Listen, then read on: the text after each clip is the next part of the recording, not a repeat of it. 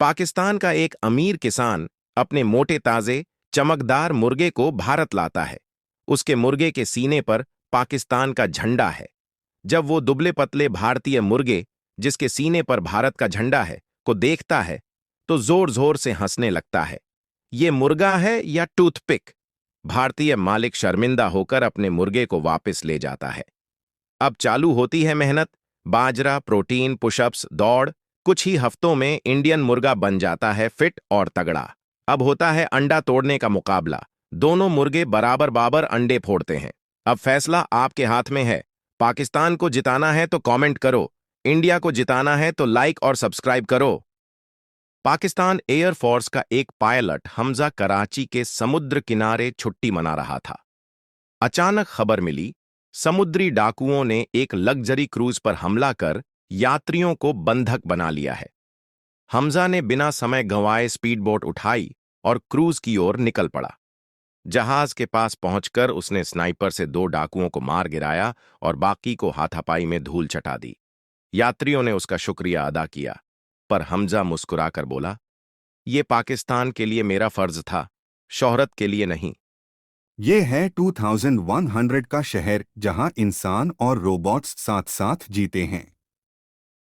रात के नियॉन्स, उड़ते हुए गाड़ियां और उनके बीच खड़ा एक योद्धा जो इंसानियत के लिए एक नई कहानी लिखने वाला है।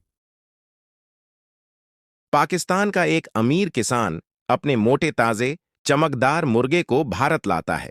उसके मुर्गे के सीने पर पाकिस्तान का झंडा है। जब वो दुबले पतले भारतीय मुर्गे, जिसके सीने पर भारत का झंडा है, को देखता है तो जोर जोर से हंसने लगता है। ये मुर्गा है या टूथपिक? भारतीय मालिक शर्मिंदा होकर अपने मुर्गे को वापस ले जाता है। अब चालू होती है मेहनत। बाजरा, प्रोटीन, पुशअप्स, दौड़। कुछ ही हफ्तों में इंडियन मुर्गा बन जाता है फिट और तगड़ा। अब होता है अंडा तोड़ने का मुकाबला।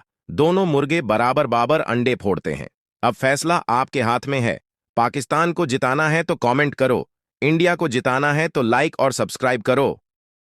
पाकिस्तान एयरफोर्स का एक पायलट हमजा कराची के समुद्र किनारे छुट्टी मना रहा था। अचानक खबर मिली, समुद्री डाकुओं ने एक लग्जरी क्रूज पर हमला कर यात्रियों को बंधक बना लिया है।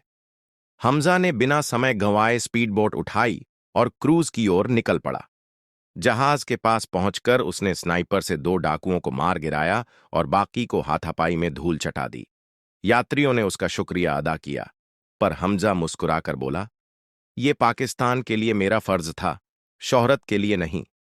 ये है 2100 का शहर जहां इंसान और रोबोट्स साथ साथ जीते हैं।